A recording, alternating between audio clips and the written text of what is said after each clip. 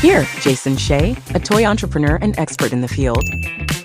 Every product we develop is really inspired by some of the real life experience that we have with our son. 60% of all toys last year were sold on Amazon, which is incredible. Be passionate about it because it's a road, it's a journey. Like when you have an idea that you think is like gonna somewhat like change the world, make things better, I'd say go for it. We'll guide you through the enchanting world of toy design, marketing, and manufacturing. Now let the unboxing begin. Welcome back to another episode of Toy Business Unboxed podcast. I'm your host, Jason Shea. Today's our guest is Brad, the founder of Resurgent Games, a tabletop games company that dedicated to create scene-based, story-driven games that can bring people together through strategy, fun, and memorable play experience. And he also have a lot of success with securing different license. For example, big license, a lot of very interesting license from Warner Brothers. So that's going to be a very interesting conversation. We're going to break into how licensed tabletop games really work and what does it take to build a board game companies from the ground up. So thank you so much for joining us on the podcast today, Brad. Thanks. Awesome, Jason. Thanks for having me. I'm looking forward to the chat today. Yeah, so let's go back to the very beginnings. How does this company or this publishing company even come together? Yeah, it's a great question and a fun journey that goes back several years. So I've been part of the tabletop space for a long time, just through kind of playing games as a kid and kind of coming up to really love kind of board games and card games and spending time at my local hobby shop and all of that kind of thing. And so several years back, my brother and I were at a very large board game convention in the United States called Gen Con. So as we were kind of walking around Gen Con, we kind of thought to ourselves, it would be kind of fun to get involved in this space on kind of the business standpoint, as opposed to just kind of consumers. From that kind of experience of kind of walking around and seeing what all these awesome board game publishers were doing and, all these cool artists and, different creators and all of that kind of stuff. We had some conversation back and forth of saying, hey, why can't we try and take our shot in the tabletop industry? And so from that kind of experience at Gen Con and that conversation with my brother, kind of Resurrection Games was born as we kind of fleshed out the idea of what it would look like if we wanted to create consumer products in the tabletop game industry. So I see. And how long ago was that conversation? So that was three years ago. Yeah. Okay. 3 years ago, we kind of started the company. So. And did you actually have any other previous experience on creating or designing product, manufacturing, and all that before? Yeah, great question. No. So yeah, short answer, no, not at all. Okay. So kind of the consumer products industry was very new to us. And thankfully, kind of we live in the age of the internet where there's lots of information available. And so, you can kind of get involved with something by doing some initial research. But our backgrounds strictly came from kind of business, accounting, marketing. So we had kind of like the business foundations of how to run a business, what are the moving parts in the background, how to do that side of things. But kind of consumer products, manufacturing, supply chain management, distribution, networking, all of that kind of stuff was kind of new adventurous things that we learned along the journey over the last few years. But I think that's actually your advantage, because I know a lot of people that started in this industry just as a hobby with no prior any kind of business experience, no accounting experience. They don't know the difference between P&L or balance sheet, so to speak. And that could be a detrimental things once the business really took off. Because if you don't have the right foundation, you're just only focusing on designing the product, which people are really good. Some of the people I interview on the podcast, they are really good as a designer, but they are not really good at running the business. So that's where, that's actually like a missing piece, I feel like, in the industry, that people need to really be more proactive, learning and become a better business owner, not just a game designer.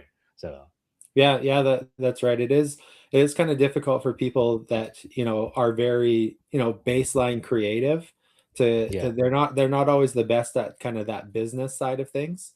Hmm. Which is hard for people to learn, but if you can surround yourself with the right people, do a lot of research and, get the right people around you, it can go a long way to help kind of whatever your shortfall is. So if your shortfall is on the creative side, get some creative Hmm. people around you. If your shortfall is Yeah. on the business side, get some great business people around you. Start with kind of your inner circle and kind of see Hmm. what expertise do people have hiding that maybe you didn't know that they had.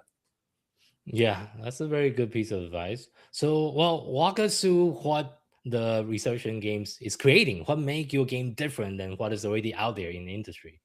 Yeah, perfect. So we make officially licensed products only. So we work with several Okay. licensors to Hmm. bring their licensed product, their IP, Hmm. to life on tabletop. So one of Hmm. the one of the things that, as we kind of discussed what we wanted to do as an organization, Yeah. was that we saw a little bit of a gap in the market of kind of what people are doing with large licenses in tabletop products. There's Mm. lots of great games, like board and card games, kind of featuring IPs related to video games. Lots of Yeah. great ones, but some of kind of these larger IPs, when it comes to the thematics of the game, Hmm. a lot of publishers have looked at kind of, we have a great core mechanic. We're going to put this license on top of this mechanic and not necessarily focus 100% on the mechanics. Sometimes they focus on the Mm. game first and the IP second. Yeah. And so we wanted to make sure that our number one priority are to the fans of the IPs that we work with. So we want Hmm. the fans to really enjoy the experience and make them feel like our game fits within the beloved IP that they love. Whether that's something like Looney Tunes or Scooby Doo or Yeah. DC Comics, like any of those, is we really want the fans to be like, yes, this is what I've been looking for in kind of a Scooby Doo game, as kind of an Hmm. example. I see. I see. So, was that the direction from the very beginning before the company started? You always want to go into the licensing realm? Yeah. So we actually, as we started, there was a particular large licensor that we kind of targeted as, hey, we want to make a big splash into the industry, and Hmm. kind of one of the ways we identified we could do that was partnering with the right IP holder. And so Hmm. yeah, so our kind of a initial on the outset, we kind of reached out to a pretty large IP holder and kind of had some conversations with them and pitched them on a product, and ultimately that product didn't move forward. But I mean, it was discouraging for us, to get a no from them, but it Hmm. also kind of, we learned a lot through our process of kind of pitching them, kind of how to form the pitch, what are the things that they actually care about, as kind of they get pitched on ideas all the time, right? Like these large IP holders are always getting reached out to by tons of different creative people, tons of different Yeah. businesses that want to use their IP. So we learned Yeah. a lot kind of throughout that process to kind of take that learnings into some of our future partnerships. I see. I see. And congratulations again on securing the licensing with Warner Brothers. That's not an easy one to get. Can you also walk us through like the process? I guess some of the struggle and the lesson learned in that whole process. Yeah, great question. So yeah, we're happy to be kind of working with the fine folks at Warner Brothers. We've really enjoyed kind of working with their consumer products team directly through kind of our product development cycle, and kind of, being exposed to a few of kind of the licenses that are within their portfolio. Mm. So I mean, the first thing that we learned is that, just like any business, who Yeah. really matters. So Okay. networking is Yeah. something that's essential to kind of get exposed to the right people, because Mm. there are people that can potentially open doors for a business, that Mhm. are out there that are willing to open doors for a business, but you just haven't connected with them, right? Yeah. So I Okay. would say one of the things that we learned was kind of the importance of in-person gathering industry events to Mm. kind of really get to know who's in the industry and how we can best collaborate and work together. is kind of one of the main things. We also work directly with an amazing licensing agent. So, you know, I see. licensing and licensed products is its own industry, right? Like Yeah, it there's is. licensing Yeah, conferences. Actually, Licensing Expo is coming up in licensing expo Vegas in Las this next Vegas. month. Yeah. And Mhm. so you kind of getting, if you want to get into licensed products, you know, Licensing Expo is a great kind of foot in the door to kind of see what is happening in the industry. You know, go to some sessions and learn about how licensing works as a foundation, so that as you kind Mhm. of go out and, you know, pitch your idea, you kind of understand how a licensing deal is actually structured. What is Mhm. the financial compensation or aspects to those sorts of agreements? Because there Mhm. are kind of some industry standards that, you know, as you're building out your cash flow projections of what you Mhm. want your business to do, kind of having a base level understanding of how that works is essential to Mhm. kind of, you know, moving the needle forward in that direction. I see, I see, I see. And how long does it took you and your team to secure the license from the first conversation to finally sign the dotted line? Yeah, it's a great question. So each licensor that we have worked with, and, you know, and we work with several, has been kind of a different process start to finish. Okay, So okay, some of the licensors that we've worked with, it's literally been weeks that it's taken from kind of initial pitch to sign licensing agreement. Others a yeah, few, kind of 2 or 3 months.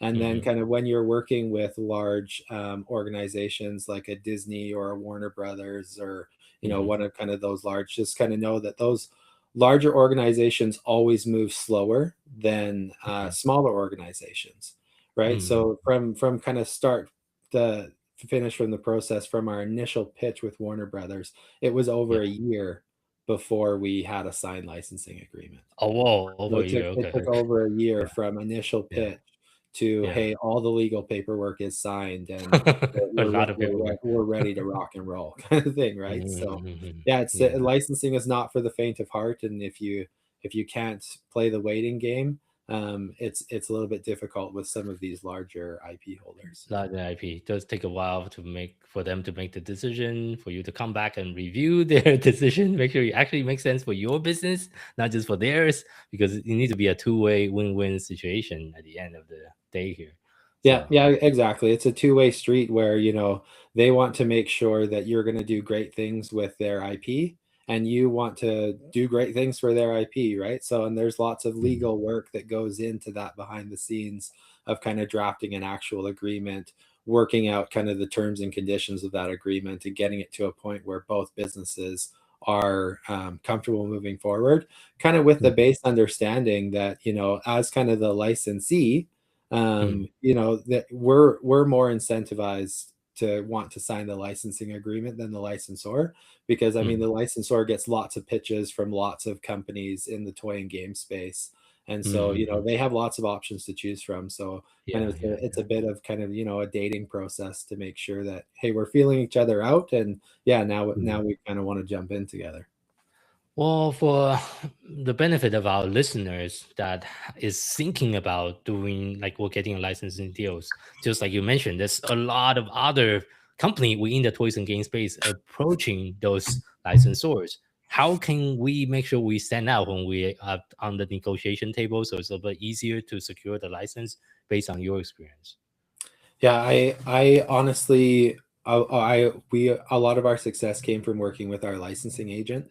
So Okay. I think kind of networking within the licensing space to kind of understand what an important role kind of licensing agents play with connecting potential licensors with Mhm. licensees. Yeah.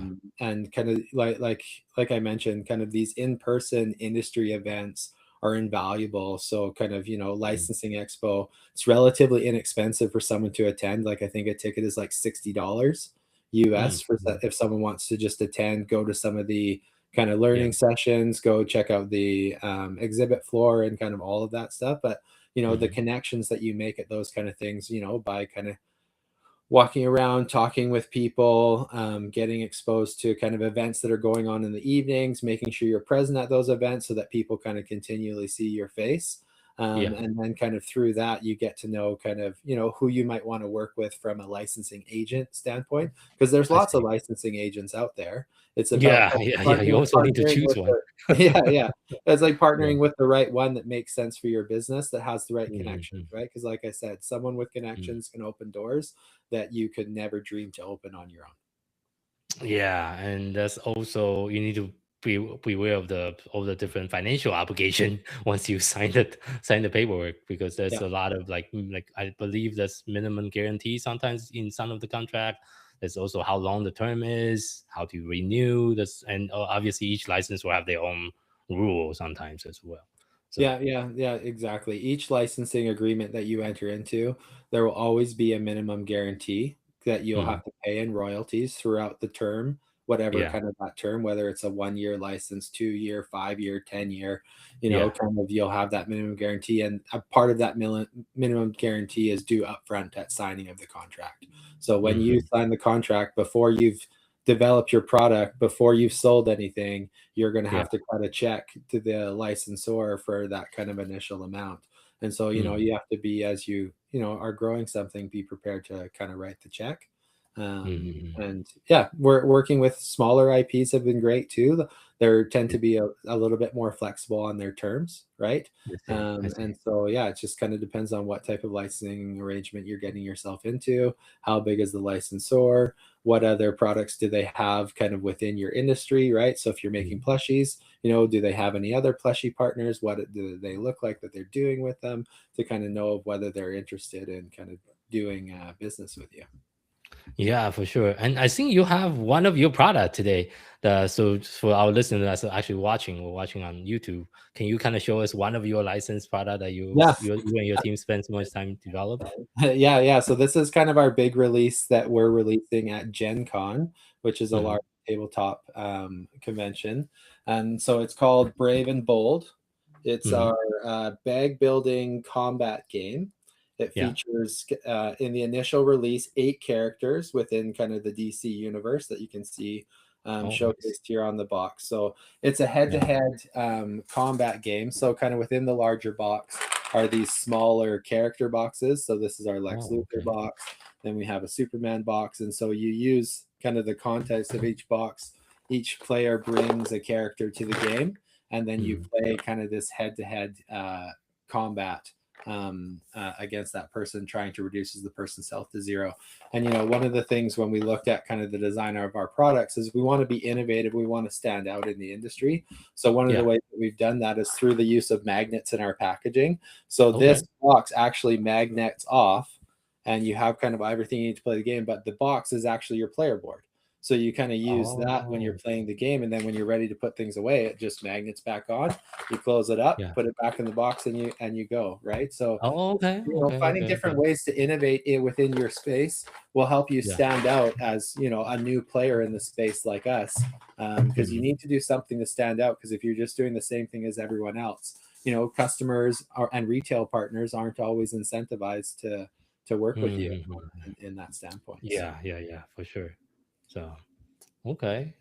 Definitely makes sense. And I think how long does it took you to develop and design that product? That's a lot of moving pieces look like in that box. So Yeah, so we've been in product development for the last 2 years. mhm. So we have this isn't the only product that we were developing, but kind of our first cycle of releases, we have 6 games that we're releasing, and so yeah, it's been kind of a 2 year journey of kind of getting the product from initial concept to a prototype that we're playing, to play testing that prototype, getting it comfortable, to getting kind of artwork and all of those kind of assets together, working with a manufacturing partner to make actual prototypes that have all the artwork and that kind of thing, to kind of getting it to a point where you're ready to release the product into the world. And we're getting there in the next couple months here, so it's super exciting. Nice, nice. And also on the business direction, I think this is something we also discussed before in the pre-interview. You choose to go with direct retail approach over crowdfunding, because a lot of people in the tabletop space actually go crowdfunding first, then direct to consumer later. What has driven that decision? Like, what is the reason behind that? Yeah, so honestly, you know, there's a particular person in the industry. He owns a company called Stonemeyer Games, Yeah. and so he's been kind of a big inspiration for us as a company of seeing what Okay. he's been able to do in the space.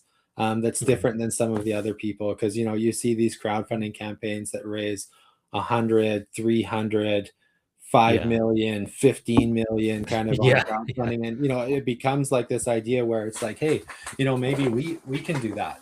But Yeah. I also think for kind of like the longevity of the company, it depends on what product that you're making, right? Like if you want to make a True. product that's kind of like a flash in the pan, once it's done, it goes out, people buy it, then they have it, then you move on to your next product. You know, crowdfunding is definitely more attractive for those types of companies. But kind of for us, we wanted to make sure that we're creating lasting long-term partnerships with retailers that will not buy just our initial releases, but as we continue to release expansions for our games or at new games into the market, to have kind of an established distribution network of retail partners and distribution partners to kind of help Yeah. sell our products long term, as opposed to just getting a bunch of cash from end consumers in that, you know, that D2C crowdfunding model. You know, but that also is different kind of cash flow perspective, right? Because if you're selling through kind of a traditional retail, you have to understand that, you know, we have to give some margin to the distribution partner, we have to give some margin to the retail partner, Yeah. and so kind of getting your costs right and kind of your target MSRP right is essential when you're kind of working in this direct to retail market. And you know, the feedback that we've got from our initial kind of retail partners is they love the fact that we're really focused on them and their stores and their store success. Because from our perspective, fans come number one. If our fans are happy, they're going to go Yeah. to the friendly store to buy the product. If they go to the friendly store and buy the product, play the product, we're winning, the retail store is winning, the Yeah. fans are winning, and so it's a win-win-win situation, as I long as see. we can kind of get the business side of things to align with everyone's expectations so that we're all happy Yeah. along the way. I see. I see. Well, and I think we in the pre-interview you mentioned you already have a lot of retail order lined up before your launch as well. So, like, what are some of the strategy you implemented? Obviously, you mentioned about in-person event. Maybe you're also doing a lot of those in-person event to meet potential vendor before the product is fully launched. What other strategy has been working well for you? Yeah, this is where kind of, you know, expertise in marketing has really come into play, kind of from the business standpoint. So, you know, the way that people do business today is different than the way people might have done business even 5 years ago, pre-COVID, and you know, even 10 Yeah. years ago, kind of as the internet has kind of come up to kind of where it is. And Yeah. so, you know, what we learned is that more and more people sit on their computers, right? So, you know, we've done a little bit of an email drip campaign to Okay. kind of get some retail partners on the hook and, you know, get them to talk to us about our product. We Okay. also joined an association Okay. called Gamma. And Gamma. so Yeah. that's been great to kind of network with store owners, other game manufacturers, distribution companies. And so Gamma has a big convention where, you know, we had our coming out party at Gamma, where we had a booth where we were able to talk to a lot of retail partners. They were able to physically see kind Yeah. of the That's products that also we have. how we met. That's Yeah, also yeah, how we yeah, met. yeah, and Jason, that's where we met, right? Is you kind of stopped by Yeah. our booth and saw, you know, Yeah. hey, whoa, these guys have a big pillar of Batman on the corner. What's going on here? You know, kind of thing, right? Yeah. Yeah. Um, Exactly. so yeah, So, it's been very humbling, and yeah, mhm, we appreciate the partners that we've made so far from a retail perspective. You know, mhm, obviously we're going to look forward to making additional partnerships and mhm. continue to see how we can help retail stores. And Yeah. part of that comes down to fundamentally, like as a teenager, when I was on summer break out of school, I spent 80% of my time at the local comic store, playing cards and hanging out. And so, you know, that kind of retail store is near and dear to my heart, kind of with kind of how I grew up. And so to kind of, you know, make sure that we have opportunities that's drawing people into those stores, is important for the industry from my perspective. For sure, for sure, for sure. And what are some of your plans when it comes to Amazon, since that's also a very big marketplace as well? Yeah. So we are going to be listed on Amazon.com and Amazon.ca. I think kind of the way that people buy products online with, I think it was what I heard a statistic at some point that I think it was like 60 or 70% of toy and game purchases happen on Amazon. Yeah, So that's like correct. it's there's been a big shift, and I think a lot of that comes down to the cost of shipping. And kind of with Yeah. your Amazon Prime membership, you can get a product shipped to your door in 1 to 2 days. Yes. Yeah. So kind of having the right partner is kind of deciding of what you want to do from an Amazon perspective, right?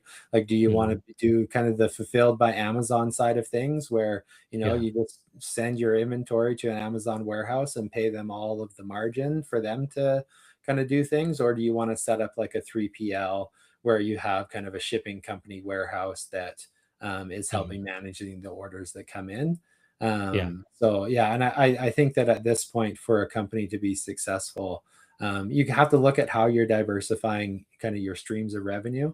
So whether that's selling through distribution, whether that's selling through your own e-commerce platform, whether that's selling on an Amazon.com, whether that's doing crowdfunding, you kind of Yeah. have to be open to exploring what you think will be the most beneficial.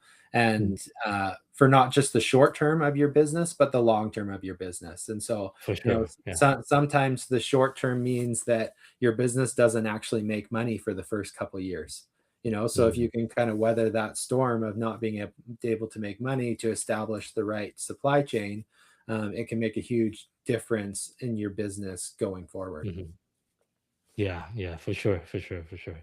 So, as we're kind of wrapping up today's conversation, today's interview, if you have to share one piece of advice with someone that's just getting started in the toys and game industry based on your experience, what would that be? Honestly, my biggest recommendation would be to don't let your brain limit what you're going to do. And so Okay. what I mean by that is, don't let anything hold yourself back. Dream big, Mhm. and kind of know that if you put enough effort into something, like, something amazing can happen. Like, what I can tell you is, 3 years ago, I would have never imagined that I was making like a comic book game for DC Comics, one of the most beloved IPs from my childhood. Like, I would have never envisioned that. And so, kind of, if I let my mental capacity say don't try, then I would have kind of stopped there. But be willing to take a leap of faith and kind of see what happens, make the connections that you need to make. Try and connect with people in person or online, so that you can move your dreams forward. And your dreams are there as long as you're willing to take a chance on yourself and take a chance on the people that are around you. Yeah, that's a very good piece of advice. And for our audience that would like to learn a little bit more about you, your companies, and your background, where is the best place for people to find you online? Yeah, so we have two kind of major places that people can check us out. So we're resurrections.games is our website. And then our on Instagram, we are RG_resgames on Instagram. So we'll be kind of posting lots about our games as they kind of come to release in June and August, and then continue to make some fun announcements about what 2027 has in store, because we've got some fun things coming down the pipeline. Oh, wow, that sounds very exciting. more product to come as well. So, Yeah. and thank you so much for being on our show, sharing your experience, your knowledge, and all the different things that you learned in the licensing and the toys and game industry so far. Yeah, thanks. I appreciate you having me on. It was great to meet you at Gamma, and I hope that we kind of keep the conversation open between the two of us and continue to learn from each other. Of course. And thank you for our audience for tuning in to this episode of Toy Business Unboxed podcast. I hope today's conversation gives you some practical insight and fresh inspiration for growing your own toys or game brand businesses. This podcast is proudly sponsored by Toy Launch, a leading marketing and growth partner for toys and game companies. At Toy Launch, we help brands scale on Amazon and beyond through full service account management, advertising, SEO, creative, catalog optimization, influencer marketing, and more. If you are looking for a proven team that really understand e-commerce marketing and the toys and game industry, we're really here to help. If you like a personal breakdown of your brand, your opportunity, your best next step, you can schedule a free consultation session with us. Just visit toy-launch.com for more information. If you want to connect with other toys and game founders, feel free to join our free communities at Toy and Game Launchpad, which is our new Facebook group. For more resource updates and industry insight, visit us at anytime at toylaunch.com. Until next time, keep innovating, keep creating, keep bringing joy to toys. This is Jason Shea signing off on the Toy Business Unboxed podcast. We'll see you in the next episode. Thank you so much, everyone.